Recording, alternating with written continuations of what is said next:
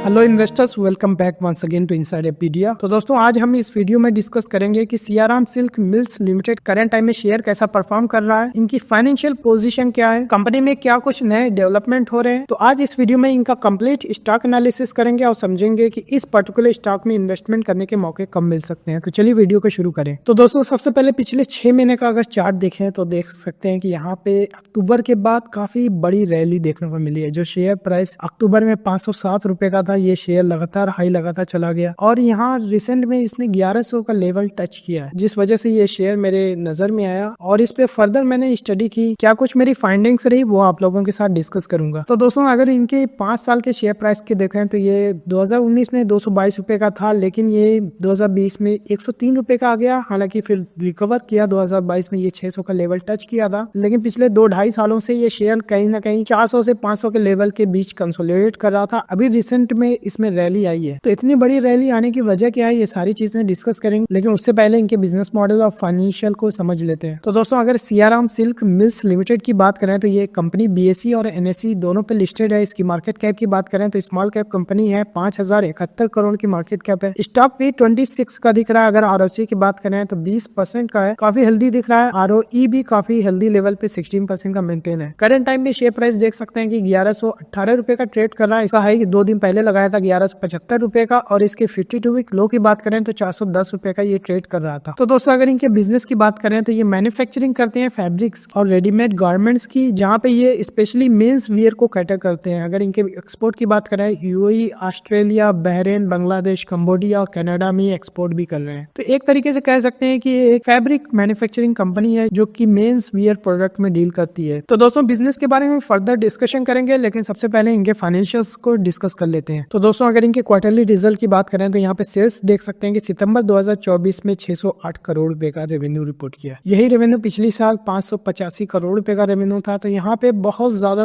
Growth देखने को नहीं मिली है, मुश्किल से 4-5% की ग्रोथ दिख रही है। अगर पिछले क्वार्टर से कंपेरिजन करें तो यहाँ पे 307 करोड़ से रेवेन्यू बढ़कर के 618 करोड़ रुपए का हो गया है। लेकिन दोस्तों, इस तरह की कंपनी में कभी भी क्वार्टर ऑन क्वार्टर कंपेरिजन नहीं करना चाहिए, हमेशा ईयर ऑन ईयर बेसिस पे ही कंपेरिजन करें, क्योंकि ये एक तरीके से सीजनल बिजनेस होता है और यहाँ पे सीजन जब अच्छा होता है तो डिमांड ज्यादा होती है। तो अगर जून के क्वार्टर की बात करें तो 307 करोड़ रुपए का रेवेन्यू था, पिछले साल 354 करोड़ रुपए का था। तो यहाँ पे पिछले साल के कंपैरिजन में भी डी ग्रोथ देखने को मिली है। तो दोस्तों, अगर इनके नेट प्रॉफिट की बात करें तो लेटेस्ट क्वार्टर में 68 करोड़ रुपए का प्रॉफिट रिपोर्ट किया है, जो कि पिछली साल 61 करोड़ रुपए का था। और अगर जून की बात करें तो ये सिर्फ 12 करोड़ रुपए का प्रॉफिट था, जो कि पिछले साल जून में ये बात करें तो 10 करोड़ रुपए का प्रॉफिट था। तो यहाँ पे भी कुछ खास ऐसा दिखा नहीं जिसकी वजह से मैं कहूँ कि इस शेयर में क्वार्टरली रिजल्ट बहुत अच्छा आ गया और इस शेयर में अक्टूबर के बाद रैली देखने को मिल रही है। एक चीज ये हो रही है कि यहाँ पे अदर इनकम का कंपोनेंट बढ़ता हुआ दिख रहा है, लेकिन इंटरेस्ट का लेवल एकदम कांस्टेंट ही बना हुआ है। साथ ही साथ डिप्रिसिएशन का लेवल भी एकदम कांस्टेंट बना हुआ है। और सबसे अच्छी बात, इनका डिप्रिसिएशन को अगर प्रॉफिट बिफोर टैक्स से कंपेयर करें, जो कि मैं कहता हूँ कि अगर 14 करोड़ रुपए का डिप्रिसिएशन है तो प्रॉफिट बिफोर टैक्स एटलीस्ट 3 गुना यानी 42 करोड़ रुपए का होना चाहिए, और ये 91 करोड़ रुपए का है, तो काफी अच्छा। इसी वजह से इनका आरओसी काफी अच्छा दिख रहा है। तो दोस्तों, अगर इनके एनुअलाइज्ड रिजल्ट पे नजर डाले तो यहाँ पे सेल्स देख सकते हैं कि टीटीएम बेसिस पे 2066 करोड़ रुपए का रेवेन्यू दिख रहा है, जो कि FY24 में 2092 करोड़ रुपए का था। तो कोई भी ग्रोथ देखने को नहीं मिली है। FY23 में इन्होंने 2200 करोड़ रुपए का रेवेन्यू किया। थोड़ा सा और पहले जाए तो FY22 में 1900 करोड़ रुपए का रेवेन्यू रिपोर्ट किया था। तो यहाँ पे कह सकते हैं कि पिछले 4 सालों से बिजनेस में कोई खास ग्रोथ देखने को नहीं मिली है। अगर नेट प्रॉफिट की बात करें तो 193 करोड़ रुपए का टीटीएम पे प्रॉफिट दिख रहा है। FY24 में 185 करोड़ रुपए का प्रॉफिट था, हालांकि FY23 काफी अच्छा था, 251 करोड़ रुपए का इन्होंने नेट प्रॉफिट किया था। FY22 में भी 216 करोड़ रुपए का प्रॉफिट था। तो ये कह सकते हैं कि FY22 में जितना प्रॉफिट था उससे कम ही है प्रॉफिट ये टीटीएम बेसिस पे रिपोर्ट किया है। तो अगेन यहाँ पे देखने को मिला कि 3-4 साल बिजनेस में कोई ग्रोथ नहीं हुई है। लेकिन शेयर प्राइस की अगर बात करें तो शेयर में काफी अच्छी रैली देखने को मिल रही है। तो ऐसा दोस्तों तभी होता है जब कंपनी में कुछ पॉजिटिव डेवलपमेंट्स हो रहे हो। बिजनेस फाइनेंशियल्स आपको पास्ट की परफॉर्मेंस दिखाता है, लेकिन अगर बिजनेस में कुछ नया हो रहा है तो वहाँ पे शेयर प्राइस परफॉर्म करता हुआ दिख सकता है। तो दोस्तों, अगर इनके बैलेंस शीट की बात करें तो शेयर कैपिटल और रिजर्व देख सकते हैं कि 1200 करोड़ रुपए का है और कंपनी ने पिछले 2 से 3 सालों में कोई भी फंड रेज नहीं किया है। अब बोरोइंग का लेवल भी काफी हेल्दी लेवल पे 260 करोड़ रुपए का दिख रहा है। फिक्स्ड एसेट की बात करें तो ये एकदम कांस्टेंट सा बना हुआ है। CWIP की बात करें तो 61 करोड़ रुपए का ये ऑनगोइंग कैपेक्स कर रहे हैं। अगर इनके अदर एसेट्स पे नजर डाले तो इन्वेंट्रीज का लेवल देख सकते हैं कि ये भी एकदम कांस्टेंट सा बना हुआ है। ट्रेड रिसीवेबल भी एकदम कांस्टेंट सा ही बना हुआ है। अगर इनके कैश एंड कैश इक्विवेलेंट की बात करें तो 6-9-8 करोड़ रुपए का ये कैश होल्ड कर रहे हैं बिजनेस में, जहाँ पे अदर एसेट आइटम में 155 करोड़ रुपए का दिख रहा है। तो ओवरऑल कोई बड़ा कंसर्न नहीं है, क्योंकि यहाँ पे फाइनेंशियल्स एकदम स्टेबल दिख रहा है। तो दोस्तों अगर इनके रेशियोज को डिस्कस करें तो यहाँ पे डेब्टर डेज देख सकते हैं कि 74 दिनों का था, ये FY23 में घट करके 70 दिनों का हुआ। अभी FY24 में 82 डेज का दिख रहा है। तो डेब्टर डेज में बहुत ज्यादा जंप देखने को नहीं मिला है। इन्वेंट्री डेज भी ऑलमोस्ट कह सकते हैं कांस्टेंट ही है। डेज पेबल भी 60-65 दिनों का दिख रहा है। ओवरऑल वर्किंग कैपिटल डेज कह सकते हैं कि 130 से 140 दिनों का है। ROC भी 29% का था, अभी FY23 में 28% का और FY24 में 21% का ROC ये मेंटेन करके चल रहे हैं। तो दोस्तों अगर इनके शेयर होल्डिंग पैटर्न पे नजर डाले तो प्रमोटर्स की होल्डिंग देख सकते हैं कि 67.45% एकदम कांस्टेंट सी बनी हुई है। FIs की भी जिसमें होल्डिंग है ऑलमोस्ट कह सकते हैं 1.5% की होल्डिंग है, वो भी कांस्टेंट है। DIs की भी होल्डिंग है 2.5% के आसपास, और ये भी ऑलमोस्ट पिछले क्वार्टर्स के कंपैरिजन में कांस्टेंट ही दिख रहा है। अगर पब्लिक की होल्डिंग की बात करें, ये भी एकदम कांस्टेंट सी बनी हुई है, और नंबर ऑफ शेयर होल्डर में भी कोई खास चेंजेस देखने को नहीं मिला है। तो दोस्तों अगर सियाराम सिल्क मिल्स की बात करें तो ये फैब्रिक और गारमेंट्स का मैन्युफैक्चरिंग करते हैं। इनके अगर करंट टाइम में शेयर प्राइस की बात करें तो पिछले 3 महीनों में काफी ह्यूज रैली देखने को मिली है। शेयर प्राइस ऑलमोस्ट डबल हो गया है। हालांकि इनका फाइनेंशियल्स हमने देखा, क्वार्टरली रिजल्ट भी देखा, एनुअलाइज्ड रिजल्ट भी देखा। पिछले 3-4 सालों से बिजनेस में कोई ग्रोथ नहीं है। बैलेंस शीट में भी सारी चीजें एकदम फ्लैट ही हैं। साथ ही साथ शेयर होल्डिंग पैटर्न में भी कोई चेंजेस देखने को नहीं मिला है। तो यहाँ पे जो सबसे इंटरेस्टिंग चीज हो रही है, शेयर प्राइस बता रहा है कि बिजनेस में कुछ तो ऐसा हो रहा है जिसकी वजह से शेयर प्राइस परफॉर्म करता हुआ दिख रहा है। तो दोस्तों अब आगे हम मैनेजमेंट की कमेंट्री को डिस्कस करेंगे, ताकि हम समझ पाए कि आखिर बिजनेस में क्या चल रहा है। पिछले 2-3 महीनों में जो रैली आई है उसके पीछे का रीजन क्या हो सकता है। तो चलिए मैनेजमेंट की कमेंट्री को डिस्कस करें। तो दोस्तों सबसे पहले अगर सियाराम के बिजनेस की बात करें तो ये टेक्सटाइल इंडस्ट्री में पिछले 40 सालों से काम कर रहे हैं, और यहाँ पे हाई क्वालिटी फैब्रिक्स मैन्युफैक्चर कर रहे हैं। इसके अलावा इनका स्ट्रॉन्ग नेटवर्क है। ये अपने डिस्ट्रीब्यूटर के थ्रू प्रोडक्ट सेल करते हैं। इसके अलावा मल्टी ब्रांड आउटलेट्स को भी सप्लाई करते हैं, ऑनलाइन मार्केट प्लेस पे भी सेल करते हैं। इसके अलावा एक्सक्लूसिव स्टोर्स भी है इनके पास, साथ ही साथ इंस्टीट्यूशनल पार्टनरशिप है। तो ये काफी स्ट्रॉन्ग नेटवर्क है, इसके थ्रू अपने फैब्रिक सेल करते हैं। तो दोस्तों अगर इनके करंट मार्केट व्यू की बात करें तो इन्होंने बताया कि फर्स्ट हाफ में स्लैगिश डिमांड देखने को मिली। यहाँ पे कंज्यूमर की स्पेंडिंग कम हुई है। साथ ही साथ इन्होंने कहा कि गर्मी का मौसम काफी लंबा रहा, फर्स्ट हाफ में कोई वेडिंग सीजन नहीं था, और इन सारे चैलेंजेस के बावजूद ये अपनी ग्रोथ पे काम कर रहे हैं। हालांकि पिछले 4 सालों में कोई भी हमें खास ग्रोथ देखने को नहीं मिली है। तो दोस्तों यहाँ पे सबसे इंटरेस्टिंग चीज ये हो रही है कि यहाँ पे नए ब्रांड लॉन्च कर रहे हैं, और यहीं पे सारी चीजें इंटरेस्टिंग हो जाती है, क्योंकि करंट टाइम में जो शेयर प्राइस में रैली आई है वो कहीं ना कहीं ये जो नए ब्रांड्स ये लॉन्च कर रहे हैं उसकी वजह से आ रहे हैं। तो यहाँ पे ये जो ब्रांड लॉन्च कर रहे हैं, ज़ीकोड नाम का ये फास्ट फैशन ब्रांड लॉन्च कर रहे हैं, जहाँ पे ये जेनजी को टारगेट करने वाले हैं। तो दोस्तों यहाँ पे ज़ीकोड से मिलता जुलता आपको कोई ना कोई नाम जरूर याद आया होगा। मैं बात कर रहा हूँ ज़ूडियो की, और ज़ूडियो देख सकते हैं कि टाटा की ट्रेंड कंपनी ने ये रिटेल आउटलेट स्टार्ट किया और काफी एग्रेसिव एक्सपेंशन किया, काफी प्रॉफिटेबल फ्रेंचाइजी बनाए। तो कुछ इसी तरह का ये ज़ीकोड नाम का ये ब्रांड लॉन्च कर रहे हैं, जहाँ पे ये स्टाइलिश और अफोर्डेबल अपैरल प्रोवाइड करेंगे। और यहाँ पे इनिशियली कर्नाटका साउथ इंडिया में ये अपना first retail store recently open किया है। अगर एग्जैक्ट सिटी की बात करें तो ये बेंगलोर सिटी में इनिशियली अपना स्टोर ओपन कर रहे हैं, और यहाँ पे फर्दर नए स्टोर्स ओपन कर रहे हैं इस रीजन में। तो यहीं पे दोस्तों सारी चीजें इंटरेस्टिंग हो जाती है कि ये ज़ीकोड नाम का फास्ट फैशन ब्रांड लॉन्च किया है, और किस तरीके से ये लॉन्च कर रहे हैं, क्या स्ट्रेटेजी है, कौन से प्रोडक्ट हैं, किस मार्केट में इंटर करने वाले हैं, और आगे की क्या स्ट्रेटेजी है, आगे अभी हम सारी चीजें डिटेल में डिस्कस करेंगे। तो दोस्तों सिर्फ ज़ीकोड नहीं, इसके अलावा इन्होंने डीबो नाम का एथनिक वियर ब्रांड लॉन्च किया, जहाँ पे ये मिड और प्रीमियम रेंज के प्रोडक्ट ये ऑफर करेंगे। तो ये अगेन एथनिक वियर और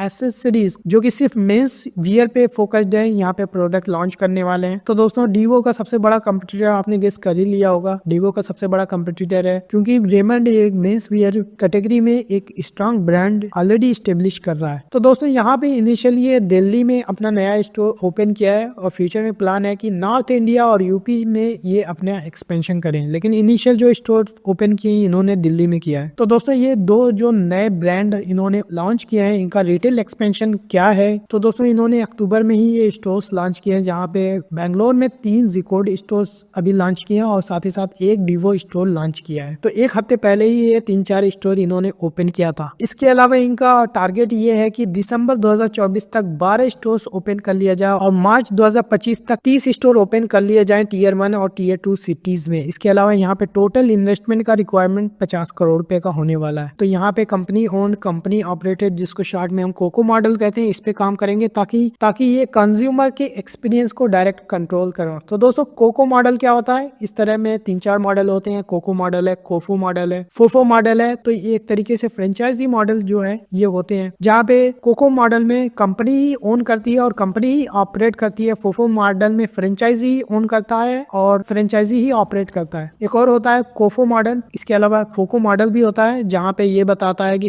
कौन ओन कर रहा है और कौन इसको ऑपरेट कर रहा है। करंट टाइम में अगर सियाराम सिल्क मिल्स के जो डीवो और जिकोड आउटलेट हैं, ये कोको मॉडल पे काम करेंगे, मतलब कंपनी फुल्ली ओन करेगी और उनको ऑपरेट करेगी। तो दोस्तों जिकोड और डीवो पे फर्दर डिस्कशन करेंगे, लेकिन उससे पहले बताना चाहूंगा कि अगर आप स्टॉक रिकमेंडेशन सर्विस को देख रहे हो तो आप हमारे सिल्वर, गोल्ड, प्लेटिनम में जो आपको बेस्ट सूट करे वो सब्सक्राइब कर सकते हो। लिंक डिस्क्रिप्शन बॉक्स में दिया हुआ है। इसके अलावा मैं आपकी इन्वेस्टमेंट जर्नी में कैसे हेल्प कर सकता हूँ, कुछ पर्सनल डिस्कशन करना हो तो आप मुझे दिए हुए नंबर पे कांटेक्ट कर सकते हैं। तो दोस्तों सियाराम सिल्क्स का फाइनेंशियल प्रोजेक्शन क्या है उसको डिस्कस कर लें। तो दोस्तों इनके अगर रेवेन्यू की बात करें तो हमने देखा कि इनका 2000 करोड़ का ओवरऑल टॉप लाइन है, पिछले 3 सालों से कांस्टेंट ही बना है। लेकिन इन्होंने जो नए स्टोर्स ओपन किया है, यहाँ पे रेवेन्यू गोल्स की बात करें तो अभी तो FY25 ऑलमोस्ट एंड ही होने वाला है, लेकिन यहाँ पे 10 से 12 करोड़ रुपए का इस फाइनेंशियल ईयर में रेवेन्यू ये एक्सपेक्ट कर रहे हैं और नेक्स्ट ईयर 80 से 100 करोड़ रुपए का रेवेन्यू ये एक्सपेक्ट कर रहे हैं। तो दोस्तों अगर ओवरऑल टॉप लाइन की बात करें तो अगर 100 करोड़ रुपए का रेवेन्यू अगले साल अचीव भी कर लेते हैं तो ओवरऑल टॉप लाइन में कंट्रीब्यूशन 5% का ही होगा। तो एक चीज समझना जरूरी है कि इनिशियली अभी ये स्टोर्स ओपन हो रहे हैं तो टॉप लाइन में कंट्रीब्यूशन बहुत ज्यादा देखने को नहीं मिलेगा। तो दोस्तों नए स्टोर्स या नया बिजनेस स्टार्ट किए तो हमेशा करंट टाइम में नुकसान होता है, नुकसान से प्रॉफिटेबिलिटी की जर्नी स्टार्ट होगी। इन्होंने बताया कि 15 से 18 महीने का स्टोर लेवल पे ब्रेक इवन होने में टाइम लग सकता है। इसके अलावा मार्जिन की बात करें तो इन्होंने बताया कि ओवरऑल चूंकि ये बिजनेस अभी 2-4 स्टोर्स ओपन किया है, अभी इस FY25 में सिर्फ 25 से 30 स्टोर ओपन करने का प्लान है। तो चूंकि इनके 2000 करोड़ रुपए का रेवेन्यू है और ऑलमोस्ट 200 करोड़ रुपए का प्रॉफिट है, तो यहाँ पे जो अभी बिजनेस स्टार्ट कर रहे हैं बहुत ज्यादा इम्पैक्ट देखने को नहीं मिलेगा, क्योंकि स्टार्टिंग में जो ये बिजनेस स्टार्ट कर रहे हैं जिकोड और डीवो का, वहाँ पे लॉसेज होंगे, बट ओवरऑल लॉसेज के कंपेरिजन में जहाँ पे कंपनी 200 करोड़ रुपए का प्रॉफिट कर रही है, ये लॉसेज बहुत ही मिनिमल होंगे। तो दोस्तों इनके बिजनेस मॉडल क्या है उसको डिस्कस कर लें। तो दोस्तों इन्होंने जो नए स्टोर्स ओपन किए हैं ये कंप्लीटली एसेट लाइट स्ट्रेटेजी पे काम करेंगे, जहाँ पे ये स्टोर्स लीज पे ले रहे हैं, जहाँ पे इनको सिर्फ लीज एग्रीमेंट में जो एडवांस पेमेंट लगता है वही देना पड़ेगा। इसके अलावा जो भी ये प्रोडक्ट सेल करेंगे ये इन हाउस डिजाइन करेंगे, लेकिन मैन्युफैक्चरिंग को आउटसोर्स करेंगे। तो यहाँ पे डिजाइनिंग इन्हीं की होने वाली है जो अपने कंज्यूमर के प्रेफरेंस के अकॉर्डिंग डिजाइन करेंगे, लेकिन ये मैन्युफैक्चरिंग इंडियन मैन्युफैक्चरर से ये आउटसोर्स करेंगे। तो दोस्तों अगर इनके सोर्सिंग की बात करें, जैसा मैंने बताया कि ये इंडिया से ही अभी सोर्सिंग का प्लान कर रहे हैं, लेकिन फ्यूचर में अगर वॉल्यूम ग्रो करता है तो ये बांग्लादेश से भी सोर्सिंग कर सकते हैं, क्योंकि दोस्तों बांग्लादेश एक ग्लोबल हब बन चुका है। हालांकि करंट टाइम में पॉलिटिकल इन्वायरमेंट ठीक नहीं है बांग्लादेश का,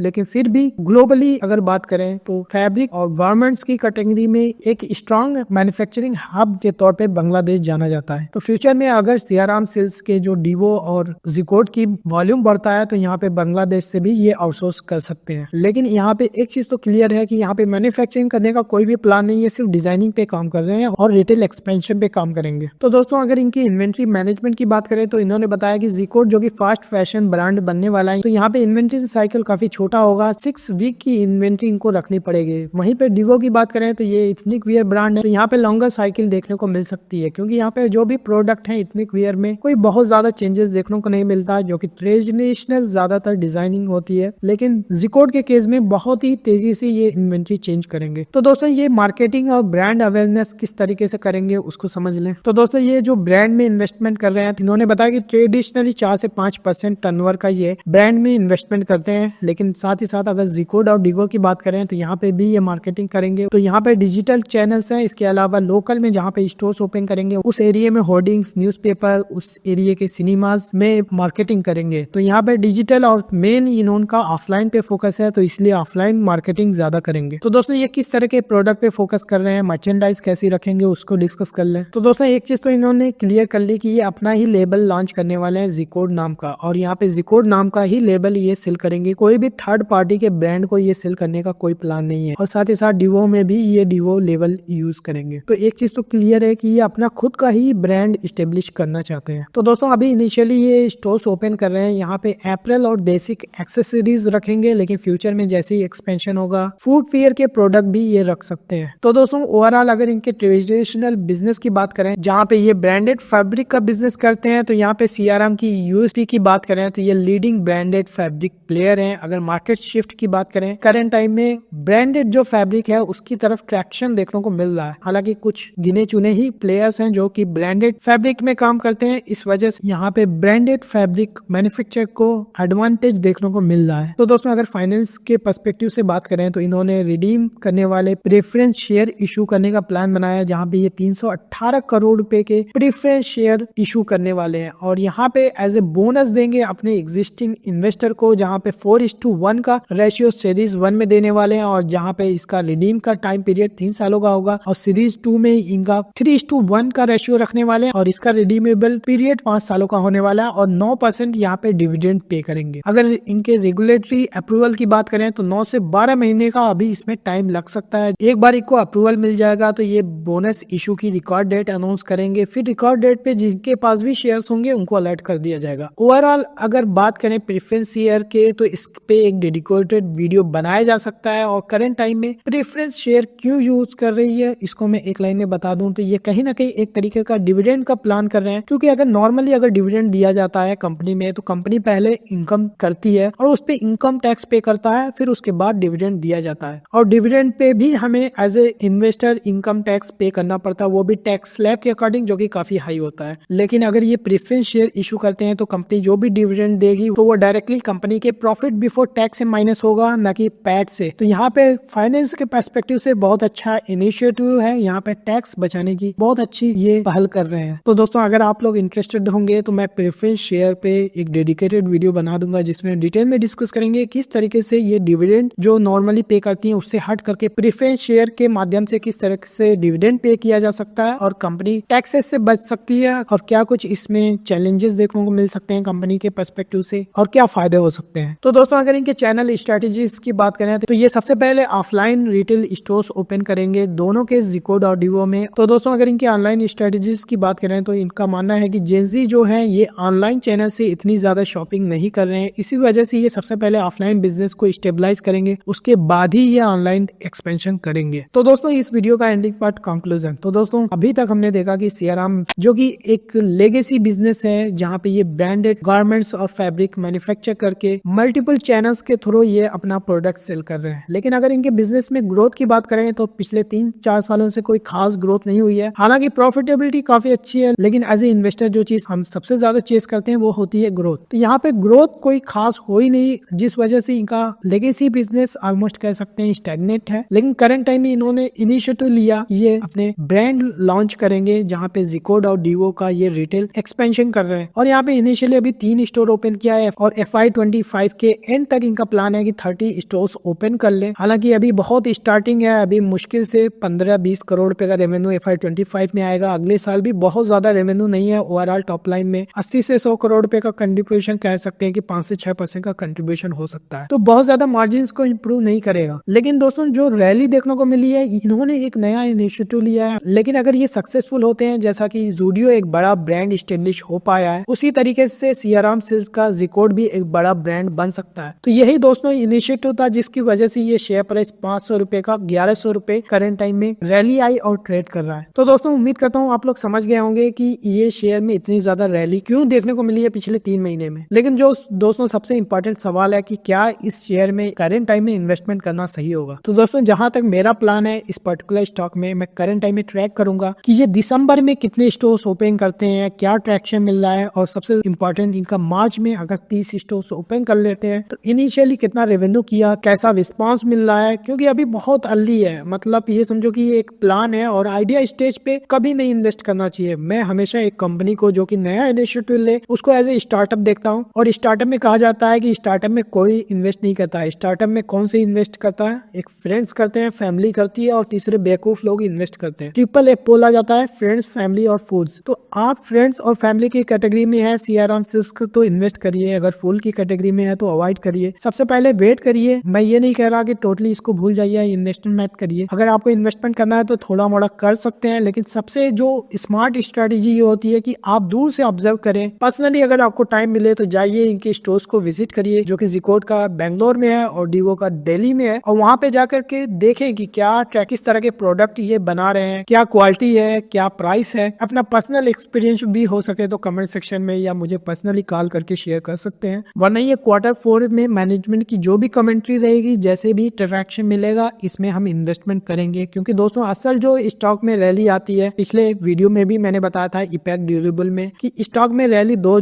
बार देखने को मिलती है। एक बार जब कोई प्लान लेकर के आते हैं और दूसरी बार जब वो प्लान को एग्जीक्यूट करते हैं। तो करंट टाइम में ये प्लान लेकर के आए, इस दौरान शेयर प्राइस 2 से 3 गुना का रिटर्न देता है। लेकिन जब प्लान का एग्जीक्यूशन होता है तो मार्केट अपॉर्चुनिटी जितनी ज्यादा हो, जहाँ पे शेयर 5 से 50 गुना और 100 गुना भी रिटर्न दे सकता है। तो दोस्तों करंट टाइम में चूंकि ये रैली मुझे लगता है कि ओवर हो चुकी है, हो सकता है थोड़ा मोड़ा और रैली देखने को मिले, बट असल रैली तभी देखने को मिलेगी जब ये अपना Zcode का एग्रेसिव एक्सपेंशन स्टार्ट करेंगे, जो कि मुझे लगता है तभी होगा जब इनको इनिशियल ट्रैक्शन मिल जाए, जहां पे ये कॉन्फिडेंट हो जाए कि ये अपना नया जो ब्रांड लॉन्च कर रहे हैं वो मार्केट में अपनी एक पोजीशन बिल्डअप कर लेगा। तो दोस्तों उम्मीद करता हूँ कि ये वीडियो में काफी कुछ नया सीखने को मिला होगा। अगर ये वीडियो अच्छा लगा तो इसको लाइक करें, चैनल पे नए हैं तो सब्सक्राइब कर लीजिए, क्योंकि इसी तरह के वीडियोस मैं रेगुलरली अपडेट करते रहता हूँ। And thank you for watching.